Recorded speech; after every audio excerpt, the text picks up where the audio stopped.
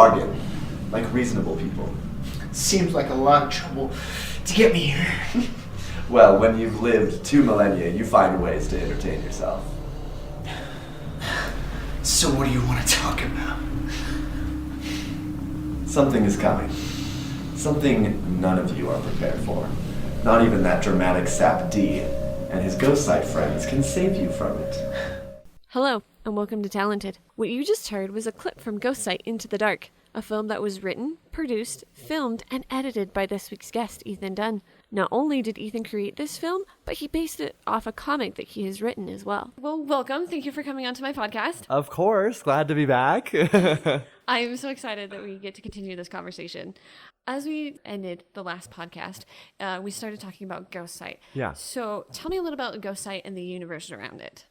Yeah, so Ghost Site was, it's essentially a world with vampires, werewolves, ghosts, and demons, but also these characters called Ghost Site who have this sort of innate ability to see ghosts and to defeat them, to kill them, even though they're already dead, to make them move on, essentially, by battle. So it's very much like a fantasy macabre. As we learned in the last podcast, it fits very well with my aesthetic of like creepy and also fantasy. So that's it. That's cool. So what do you mean when somebody has Ghost Sight? Will you explain what Ghost Sight is exactly? Yeah, so Ghost Sight is this ability where people are born to see ghosts. So it's not that just like spiritualists or people like that can see ghosts, but Ghost Sight people can see ghosts. But so can vampires, werewolves, and demons, and witches. So that doesn't necessarily make them special. But what does make ghost sight people special is they can sort of project their soul into a weapon that they have, therefore kind of passing through that veil into the world of the dead and defeat ghosts who then are forced by them to move on after being defeated. So that's where their real ability lies, is sort of this mystical ability to move through the veil to the world of the dead. That's way cool. And is there, is this just like, you have it and you're like immortal, or like does it come with great power comes great responsibilities? Yeah, I would say Ghost Sight with great power comes great death, an early death. So oh no. Yeah, so Ghost Sight users, because it's such a big deal for them to sort of border between life and death, they usually die in their 20s. So they die incredibly quickly. They sort of burn out like a battery from all of the effort it takes to use Ghost Sight.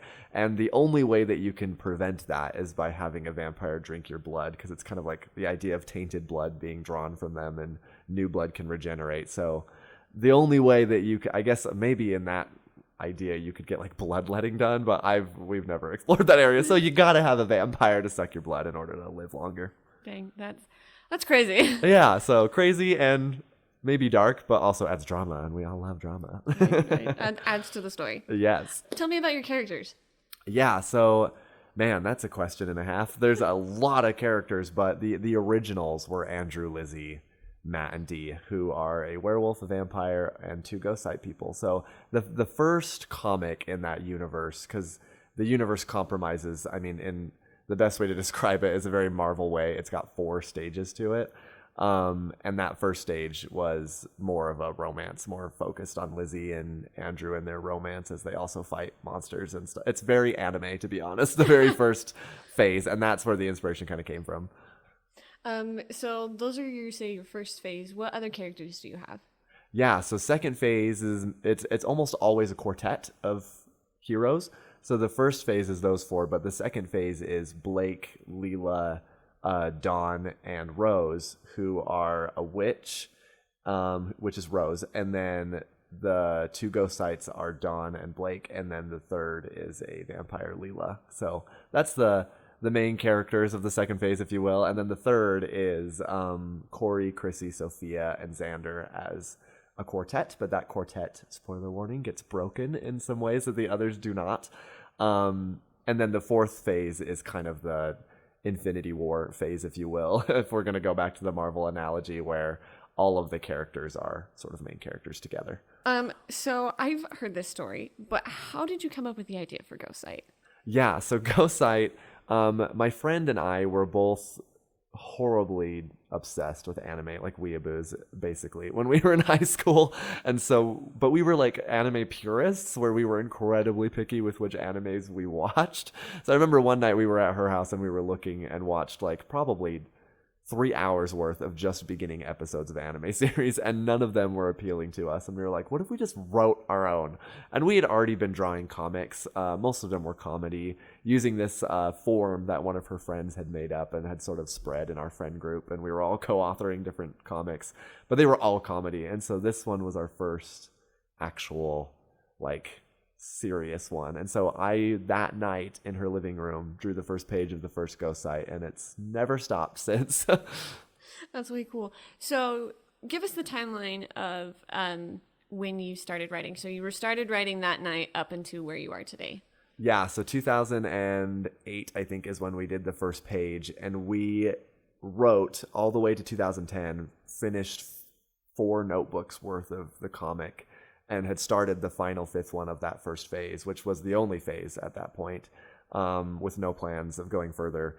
And then I left to Japan and then came back, and we finished it, which was just like the final battle that we needed to finish. So we were like, why not? Like, at this point. And while I was in Japan, I had doodled this new character that had sort of this button-up white shirt and like this really spiky black hair, and I just loved his design. So I remember we went to Dairy Queen, which is a really awesome ice cream place in Heber. And we sat down and I showed her the drawing and I said, what if we did like another one? And then from that, we at Dairy Queen planned like almost the entire second phase, and we started that day after, basically, and that has continued, and we're not done with that one yet. And she loves it, but I think she's kind of done after phase 2. And so I was like, being me, I was like, I have 2 other phases planned. So I started doing my own phase 3 kind of with just her giving permission. So do you want to talk us through the phases? Like, what kind of is the plan through all the phases? Yeah, so the first phase, like I said, which is basically complete now, is all about Andrew, Lizzie, Dee, and Matt. It's an intro to the world. And I think what I like to think of it as retrospectively is it's sort of this journey of these people dealing with the trauma of their past. Interestingly enough, there's a quartet of villains in that first phase as well, and each one matches with one of them in a way and has to do with trauma in their past. So it's sort of them dealing with their trauma. It's a very personal like story with just those 8 characters basically and hardly anyone else.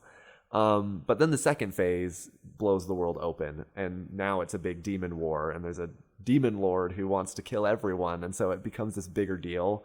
And then the third phase, you start to see some inner workings that were happening through phase 1 and 2, sort of the Thanos of the world, who has been manipulating things and messing with stuff and now is ready to really blow the world apart. And so it's them dealing with that and dealing with friendship being lost. And then the fourth one is just everybody comes together to defeat the big bad, if you will. So, well, I'm excited. I was given the first book for my birthday by you guys. Yes. Absolutely sped through it one night, and I'm like, I want the second one. And so I bought the second one, sped through that one. Yep. I was like, give me more, give me more. You're like, no, we're not done. And I was like, no. Yes, I'm glad that you had that reaction. Yeah, the next one has slowed down considerably, which is sad. So that's why I've sort of forced phase 3 into going faster. Well, that's really exciting. So we've talked about how long you've been writing it, and you also kind of touched on this a little bit. You're co-authoring a book. What does that mean?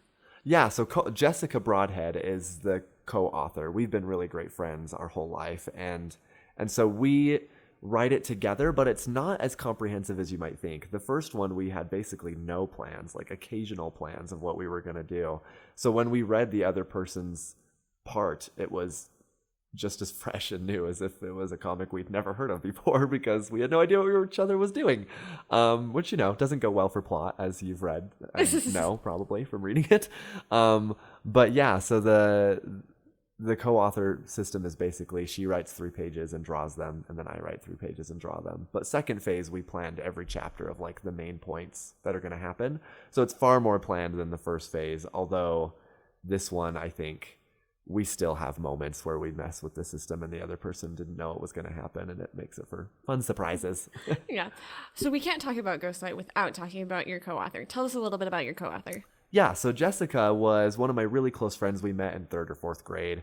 And we both loved creativity, loved to write. We both loved to read as well. So we became friends and sort of rallied more friends around us as we got older. And she got really into anime as I did. We're basically siblings. So she's kind of like a sister in that we've spent so much time together and had so much fun. And it's kind of a sibling dynamic at this point. And she loved the first one. We both had different opinions on occasion, which made for a really good drama in the comic. The second one we've been working on for a while and love it. And after the second phase, I think she was kind of like, well, like, I think I'm happy with where I'm at. And I was like, well, I have these other plans. Is it okay if I go forward with those? Would that bother you? And she's like, nah, it's fine. And so she's kind of been an audience member, but also somebody who can nod her head with approval when I do stuff, which is nice. That's way cool. We've talked about that it's a physical comic and you have all these plans with all these different books. But Ghost Sight is unique where it has its story in other mediums. What are those mediums? Yeah, so it was basically just a comic, but now it's also a film series, which is really exciting. And at one point, it was going to have a novelization I was working on, and that got scrapped. But some of the elements of that novelization are actually in the film, which is kind of fun. So it morphed from a novelization to a film. How did you come up with the idea to film Ghost Sight?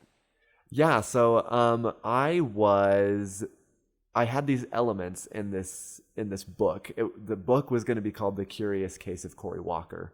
And in it, we had a character named Cory Walker who was this white kid who was kind of bland. And like the other characters in Ghost Sight, he goes home to his apartment and meets Key, one of the villains from the first phase, who's now a ghost.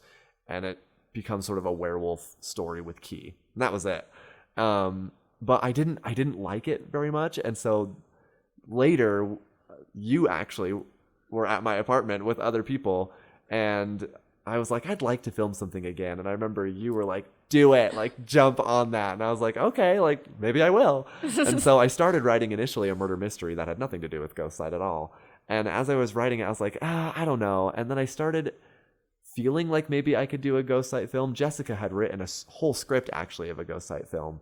And some of those scenes have ended up in the most recent Tangled Thread ones, actually. Or at least inspiration from her scenes.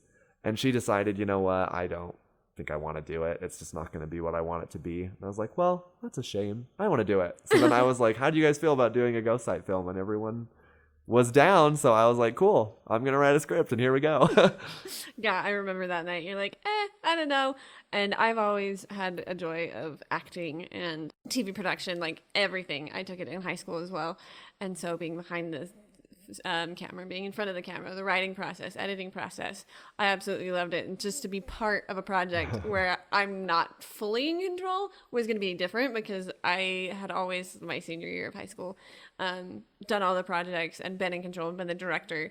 So it was just going to be an interesting experience to be in front of the camera and not have control over everything. And it's kind of nice, right, to have a break and just be like, cool, you tell me what to do and I'll do my own version of it. Yeah. So what scenes were inspired by the original script that Jessica wrote in Tangled Threads? How did they inspire those? Yeah, so I did it almost ignorantly, to be honest. And then as I was editing it, I was like, oh my gosh, I did not realize that this scene is like almost pulled from her script and inspired by it. So she gets some credit, I think, for the script on this one.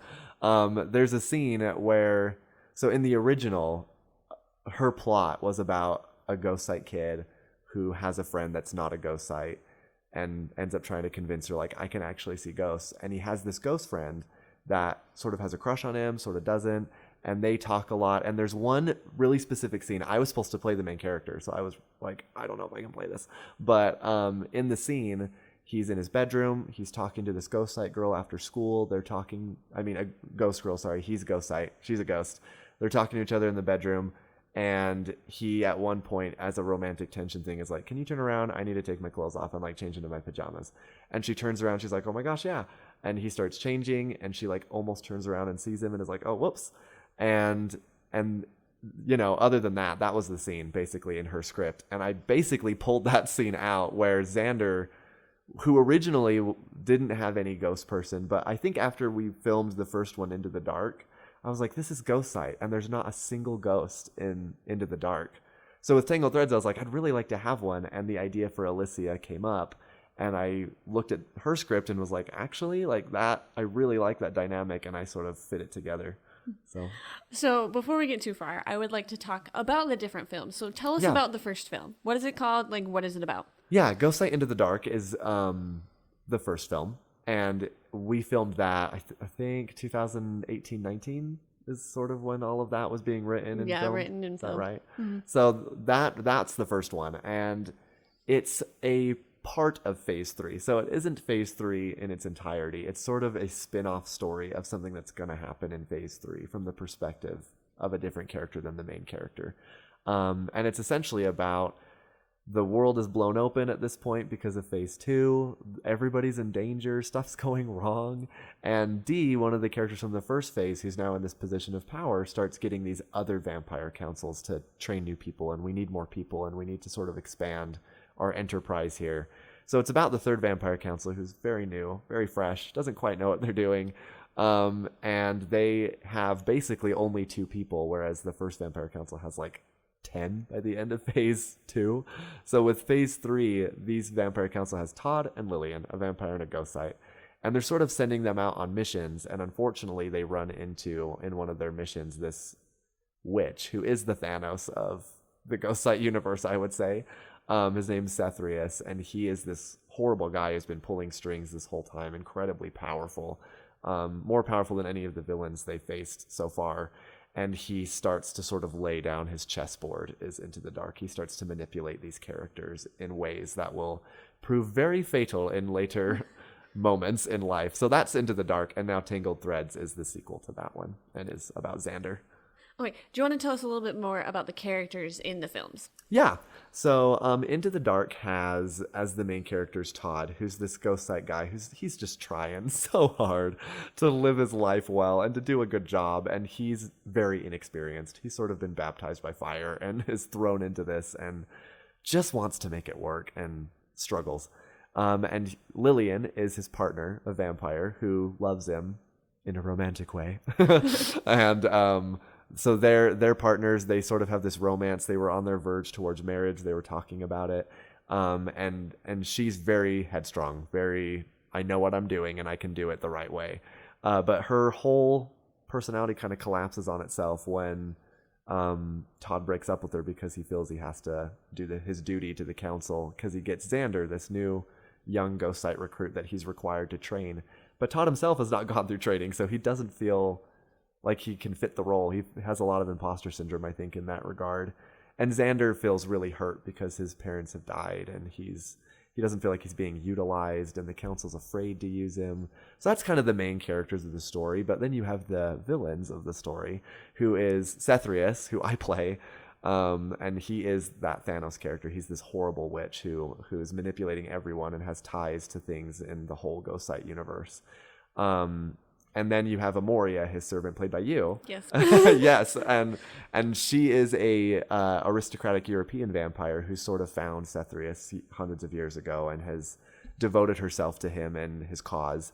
And then you have Picus, a werewolf that sort of is a hired hand that Cethrius found, and he likes to kind of push around and is sort of the dog of the house that nobody really respects, but that he uses to sick after people. And those are basically the main villains. And then you have the council, Charlotte, who's the leader, Mava, who's sort of this really mean, scathing member of the council who is not the nicest person in the world and feels really strict. And then you have Viviana, who's kind of the mom of the council, just trying to keep everybody together and happy. So now that we kind of know a little bit about the characters in the first film, what happens in the first film? Yeah, so the first film is about Lillian and Todd go to this place. They end up fighting this regular vampire, everyday kind of mission feel. But unfortunately, that vampire was working for Cethrius and was sort of asked to make sure these people get an item that he has at his house. So they take this seeing stone away, and Cethrius starts to manipulate these people. He goes to Lillian a year later and lets her know, like, hey, Todd never loved you. Also, you have to do what I say or I kill him and you and everyone else you love. And so Lillian's sort of pushed into the corner of what she has to do to keep everyone safe. So she is essentially forced to betray the council by leading Todd to Cethrius, and Cethrius basically demands, I get Xander. And we don't know why he wants Xander yet, but we know that Xander is somebody Cethrius is very interested in. And so that's the plot of the first one. Okay. And you said it's continued on to his second one. Tell us a little bit about the second one. The second one was a way bigger enterprise than the first one ever was. I'm actually kind of shocked as I'm reaching the end of the editing stage of like how big this was and that it got accomplished somehow. The first one's 28 minutes. This one's 42. And this one has way more locations, way more characters, way more extras, like a way bigger story. And this one was interesting because Lillian's kind of the main character of 1, and 2, it's Xander. So Lillian takes more of a back seat, but Lillian is fired from the council after everything that happened in 1. She's trying to figure out who she is again without Todd now. And Todd is still kind of trying to figure stuff out and feels way incapable now that he sees what he's up against with Cethrius. It did not go well for him at the end of the first one, as you know. Yeah. Arms were broken. So he's not in a good place, and Xander's really not in a good place. He's been told that there's all these threats around him, and yet he hasn't seen anything happen to him. So he's like, is this all like fake? Are you guys lying to me? And so he's in a really unhealthy place and trying to figure out who he is. But meanwhile, of course, Cethrius, Amoria, and Picus are moving the chess pieces around and manipulating more people, and you start to see Cethrius sort of corner Xander, so that way he can manipulate him as well. So it's I would describe Tangled Threads as a really complicated chess game. Yeah, I can totally see that, because we see the villains go visit somebody to take care of something, but fully knowing that what happens there will affect Xander and will affect how people react and will affect everything. It's just a domino effect of what happens. Yeah, actions and reactions. And I think that's why I really enjoy Cethrius, is almost every villain in the story so far has sort of just been these warlords or these crazy people that just are interested in violence, whereas Cethrius is so calculating and so like nitpick about everything that I think he's a far bigger threat than the other villains have been, because Cethrius knows what he's doing far more than they did. Not to give it any spoilers to the end of the second one, where do we see our characters towards the end of the second film? I think because I would describe what Cethrius, Amoria, and Picus accomplish really in the second one is they muddy the water. So I think where the characters find themselves at the end is Cethrius feels pretty darn good about where he's at. Amoria feels pretty darn good of where she's at. And just about every other character, including Picus, is sort of misplaced and is like, I have no idea who I am or what I'm supposed to be doing or how to do it. And so I think Cethrius has basically discombobulated every character, where now they're in a place of uncertainty. And because they're in a place of uncertainty, in that final third one, we're going to see Cethrius be able to push everyone exactly where he wants them to be. Can we talk about the third one a little bit? Like, yeah. What's going to happen?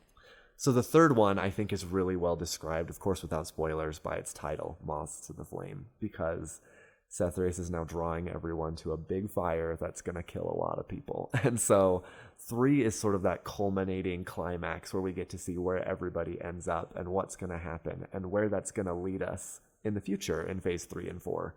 So I think that 3 is, 1 is the setup of the world. 2 is starting to see how that world can work. 3 is seeing how that world can go up in flames. That's really exciting. We've already filmed some of the third one, and just I think that's taking the characters as far as they go, and seeing where they will continue on from that point. Because you told me, but once this film is done, the third film, they're going to the comics. Mm-hmm. So how is it going to transition from the films over into the comics?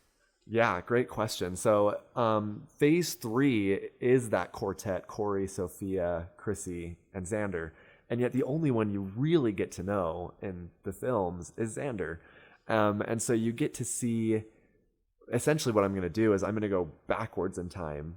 We're going to look at just Corey, Chrissy, Sophia, and Xander together. And then you're going to start to see clues in the comic where something's happening. And you won't know what it is unless you've seen the films, because Xander starts to disappear more and things start to get more intense.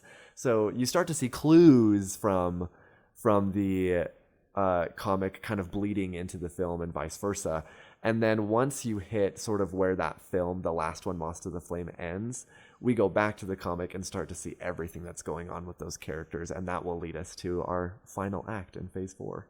I'm excited to see where you take these characters after the film ends, because after 3, filming's done. Yeah. And it's been a blast to film this, but it's also been a blast to start drawing these characters in comic form and see, like, what is this going to look like when they're no longer film characters? Right, because all of these characters that we see are all of our friends. Yeah. And it's been interesting to see where each individual person takes them.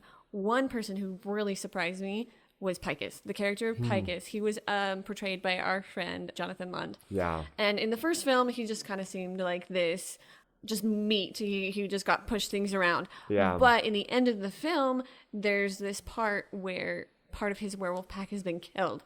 And when we were filming that scene, it was like our very last scene that we were filming. It was a big climax. It had been months in the making because we had film delays.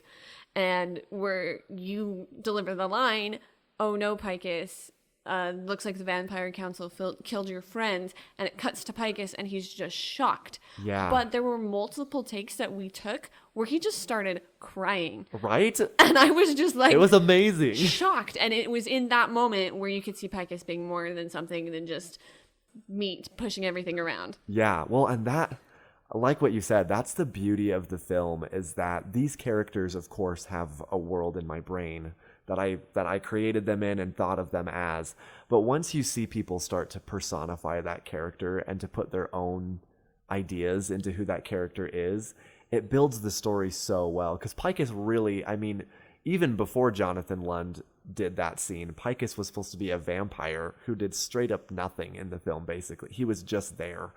And then Jonathan was like, what if he was a werewolf? And then we messed with that, and then we gave him a pack, and then we started figuring out all of this stuff.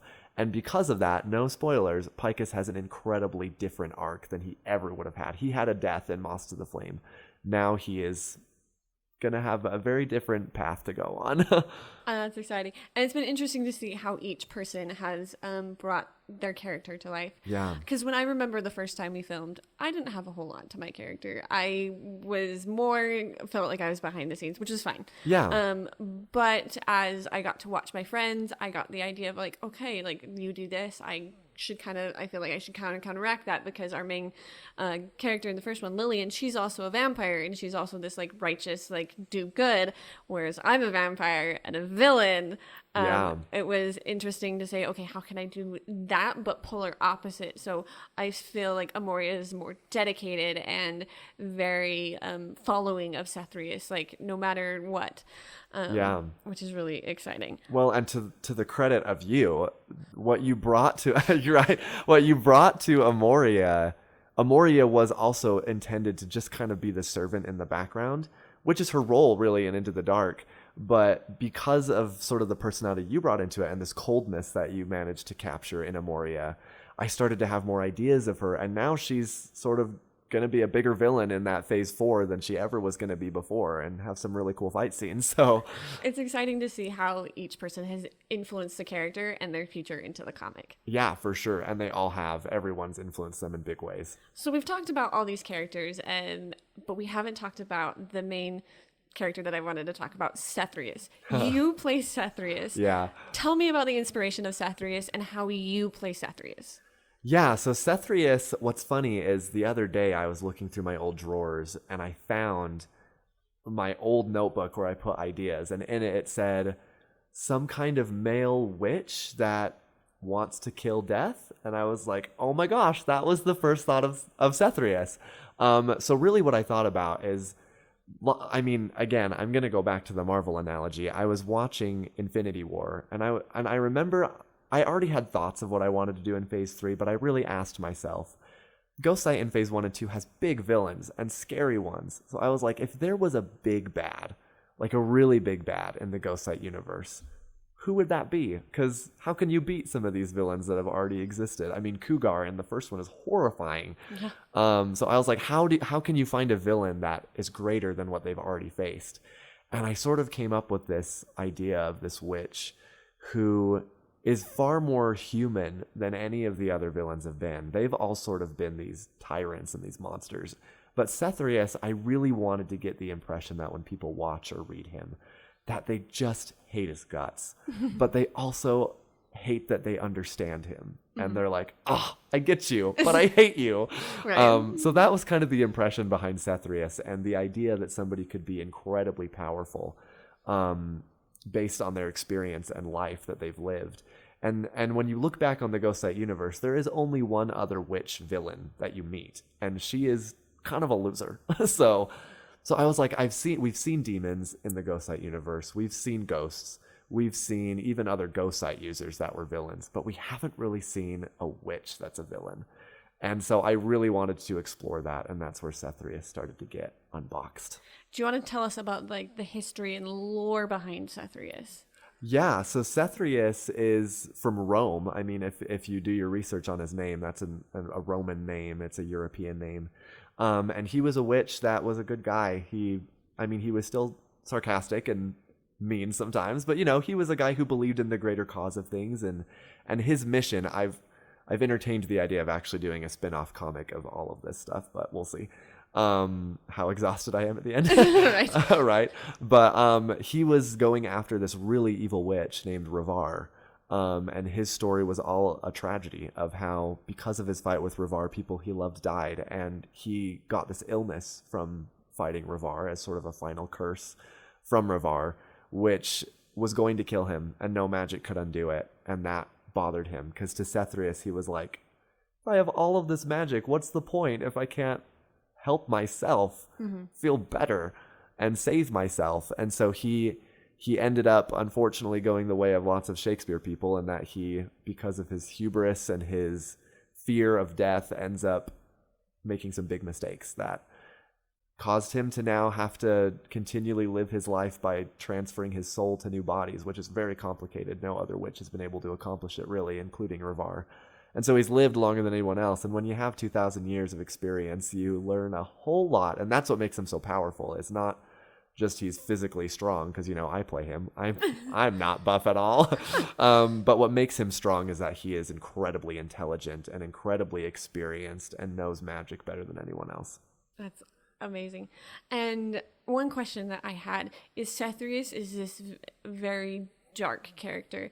And we all joke on set, you can see when Cethrius is in the room, and you can see when Ethan is in the room. Yes. Because you are very polar opposite people, and we kind of touched on this in the last episode, you're very light and like, let's just all be friends. Whereas Cethrius is like, I'm going to rip your throat out. Yes. Like, how do you do that switch? Because it's a terrifying switch sometimes. The time that things comes to my mind is when we were filming the second one, there's a scene where I come and tell you, we've just received some news and we're discussing this news, and you are kind of reprimanding me, and a character comes in just to kind of say, I'm done. And you just kind of lose it on him because you were already upset with me, and you just take all of your anger out on him. And that was terrifying, just that switch, because you're just this very happy-go-lucky, and then all of a sudden you're like, I'm gonna murder you if you say the wrong thing. So how do you do that switch? Man, well, thank you. First of all, that's really nice. Some of that switch, I think, is easy because when I've played other heroes before, I'm so bad at playing good guys. And I don't know what that says about me, but some of it, I think, is that I consider myself a good guy if I was in a story. How do I nuance myself into a different kind of good guy? Whereas because Cethrius is so polar opposite, I think it's easier for me to be like, I just need to not be Ethan at all. And so channeling some of that was a lot of fun. And I think just really getting into the moment, forgetting everything else, like I'm Cethrius now, and letting it live at that. And I remember when we did that scene, it wasn't in the script, but I was holding a book and I was like, I don't even think I said it to you guys. I just did it in one shot where I like slammed it on a table, and I was like, actually, I really, really like that.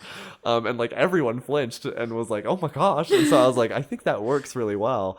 And so some of it is also just playing with what you've got. And I still remember slamming the book, and I didn't mean it to be aggressive at all. but it was a heavy book on a table, and so it slammed way hard. And I remember Jonathan kind of jumped and was like, oh my gosh. And so I was like, okay, if he jumped and got intimidated by that, I have to do it again and louder next time. So I think some of it also just comes from playing in the scene. And when you get to play with your friends, it's basically playing pretend together, and it's so fun. And so I love doing that. Oh, yeah. Filming has just been, I think, a way to bring us all together where we have these more busy schedules. Like, you're married. A few of our friends just got married. I think in the future, one of our friends very soon will be getting married. Yes. Yes. And so everybody's schedule gets busier and busier, and friends are moving away, which, even though they're thousands of miles away, they're still... we're still friends, and so this is going to bring us together all the time. Like, we can just look back and like, oh, we did this really cool thing together, and I'm really excited that we have done that. And I know. It's so great, and I agree. I think it's great especially when people are far away, that you can look back on YouTube and be like, oh, like, I loved doing that with those people, and you kind of feel connected to them. So I'm going to be really sad, actually, I think, when Moss to the Flame is over, and we're like, well... that's it. But of course it's not, because like we discussed in one of your previous episodes, I've already told people, like, I don't know, should I be done with filming? I'm not. I'm already thinking of other stories to tell. So I'm sure there'll be more filming things in the future with everybody. Mm-hmm. I think it will be sad when we do see Ghost Sight be done, because I think you started the writing process for the first script in 2018. Yeah. And we will finish the film in 2021. Which is 4 years. That's a 4-year process. It's crazy, but so cool. It's been so awesome. I mean, I did Chiasmus, a film that I did once, and it was fun, and I loved it, and it's great. But I remember going to season 2, and it just wasn't what I wanted it to be, and it was hard. So I was like, the inspiration's kind of dried up. But with Ghost Sight, which is so, like we've discussed, I've had this in my life for 12 years, so it's been a huge part of my creative process. And to see, like, everybody come to the table and love doing it and build up their roles and love the script and bring their own props, and man, it's been the best filming experience I've ever had. And it's just inspiring to see great friends help bring a universe I've always loved to life. Well, like you've said, you absolutely love filming, and you just always have this bug, and you're like never gonna stop. Like, we know you, Ethan. You'll never stop. I'll never stop. That's real. Let's kind of switch gears a little bit and talk about the filming process. Yeah. So, what is your favorite part about the filming process, whether that be pre-production, production, or post-production? Ooh, that's a really good question. I like them all. I think my favorite is probably pre-production, but barely. It barely is my favorite. And I think the reason I love it is, first of all, I love being in the script by myself, because I feel like I'm the only one that knows about this right now. I'm excited to reveal things to people about what's going to happen to their characters, because hopefully they're excited to know what's going to happen next. And then doing the script read is always a highlight for me, because I love when I get to start to hear, because I've written my script and you kind of get in your own head, and it's Ethan's voice through the whole script. And then when you start to hear people read their lines, you're like, oh, it's these guys. And like, lines get altered and fixed so they fit how these people feel about their characters. I love that part of it. But also, I think I love post-production, because I get to see everything come together. The hardest is production, because you start to get tunnel vision, and you start, like, we filmed Tangled Threads totally out of order. Into the Dark was basically in order for the most part. Like, the ending scene was the last thing we filmed, which was nice. But Tangled Threads was all over the place, with Moths to the Flame scenes mixed in there. Right. So you get to a point where you're like, are any of these scenes making any sense at all? And then when you start to put them together in order, you're like, okay, I can see it. I can see the vision coming together. So I think my favorites are pre and post. And I love production, but production is probably the hardest part of the filming process. Talking about the hardest part of the filming process, like, what is the most difficult part about actually filming? Because we've had some experiences this last time when we filmed that you have absolutely, like, hated. Like, tell me about those experiences. Yep, audio. I hate audio so much. I hate audio. And the reason why is audio is, like, such a fine art that really none of us are masters of. We know enough to make it work. So I mean, you know the story, but we'll tell it for people who don't. The very first day of filming was meant to be like the big kickoff. And I rented some audio equipment from a store that will remain nameless. And man, the audio equipment, first of all, they didn't have the equipment. I had to go to a whole nother place in order to get more stuff because they didn't have the right parts, which sucked. And then after that, we got back and it was trash. The audio was fuzzing out and was loud and wrong, basically. And I like had a little panic attack and went into my bedroom, which I'm sure everyone saw but ignored on purpose because they were like, Ethan's gonna die. And I had like a come to Jesus moment where I just like had to be like, you know what? It is what it is. And there's nothing I can do about it. And it's okay. It's okay. So then I came out. We filmed one scene because, man, the actor had to go through so much makeup. I was like, there's no way we're not filming that scene tonight. And we filmed it without audio. And you know what? It's turning out okay. So I hate working with equipment for the most part. And it's almost always audio. It's rarely the camera. So I hate audio a lot. And I think there's an occasion where everybody in the room, particularly when we're getting makeup done, starts to feel really stressed with our schedule, and you can just feel it in the room, and I hate that too. I never like that. Once we're on set, the equipment is going, and people are doing the lines, it's so much fun. But everything around that can get really stressful. I'm sure you know. Yeah, I was there that day. There's also other factors of that day that just made it like feel like it was the end of the world. Like Yes. what other factors were there? It rained, like hardcore poured, but then on and off, like it would change over and over and over again. And you know, he's in makeup. Rain's gonna mess with it. It's gonna mess with the equipment, like the camera. So all of that went wrong, and our schedule went wrong. And then my parents, who we were gonna film at their house, their power went out. It was a disaster. It was probably the worst filming day I think I've ever had on Ghost Site. Yeah, I remember that day.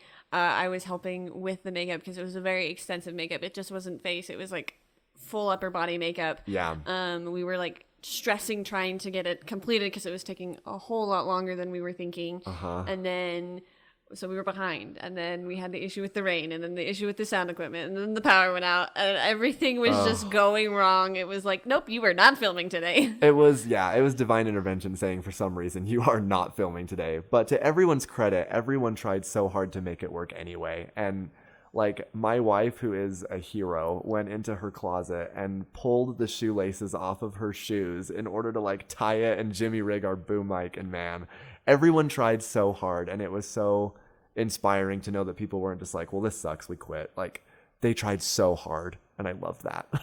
Yeah, everyone's just so dedicated. I think a lot of people, not just you, were saddened that we couldn't film. Yeah. Because we actually had delays because of COVID. Yep. Because the original plan was to have the script reading in March, film everything in April and May. Yeah. That was the original plan.